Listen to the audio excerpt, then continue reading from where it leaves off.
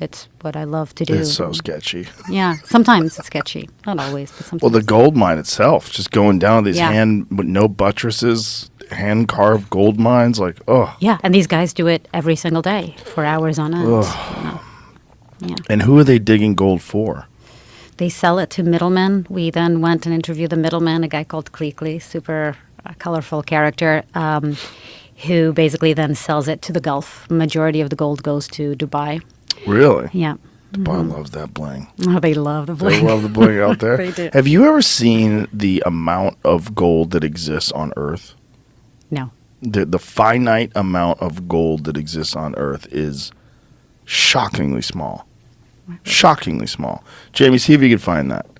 The amount of gold that exists on Earth. Yeah. I forget what the exact unit of measurement that they used, but you go, what? What? That's it. 244,000 metric tons of gold has been discovered to date. Most of that gold has come from 3 countries, China, Australia, and South Africa. Wow. So, Wow. Yeah, this is why but it's if expensive. you like, I've seen it represented. There it is. Yeah. That's it. That's the whole. No. Yep. That's it. No way. Yep. That's it. Oh, It's all the gold. So if you, what we're seeing, folks, is a couple of large trucks and what looks like a half a football field of gold. Is that about right? About a half a football field? Yeah. Yeah. I mean, this is... About a half a football field full of gold. And it's stacked up about, looks like it's about 5 feet high. Wow. No, maybe a little higher. Maybe it's 6 feet high.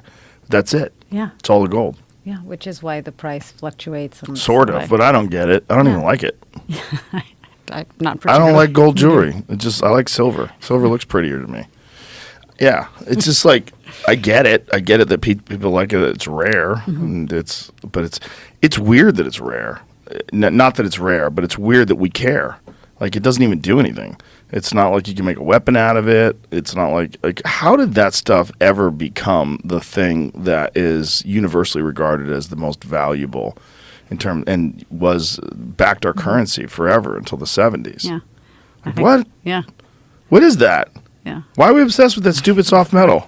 It's pretty. Because there's not a lot of it. There's a lot of shit that's pretty. Why, Yeah, absolutely. how come rubies aren't worth as much? Yeah. Or maybe they are. I don't know. But like, there's a lot of stuff that's pretty.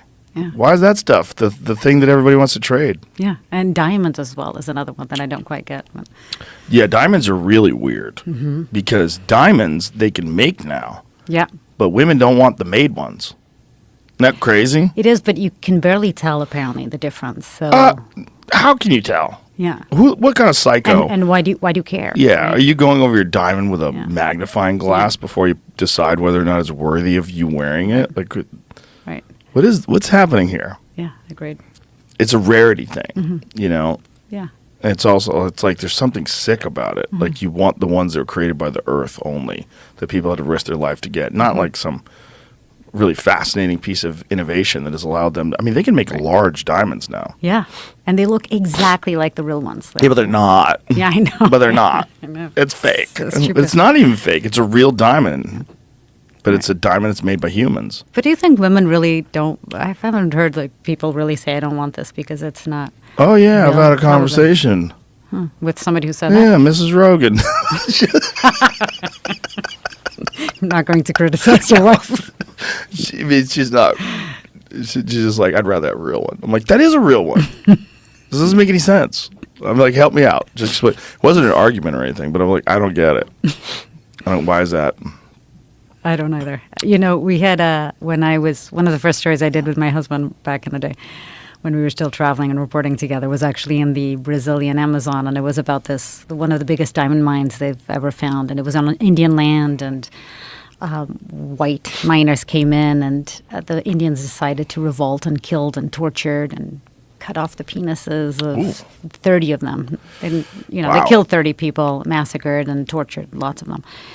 And it was horrible. And we went there and started investigating this. And we weren't married. He was my boyfriend at the time. We were planning on getting married, but we were in these little tiny, Wild West towns in the Amazon, and the amount of people that we had come up to us and actually with little paper bags, like rolled paper with little diamonds inside, asking us if we wanted to buy it for nothing, like close to nothing.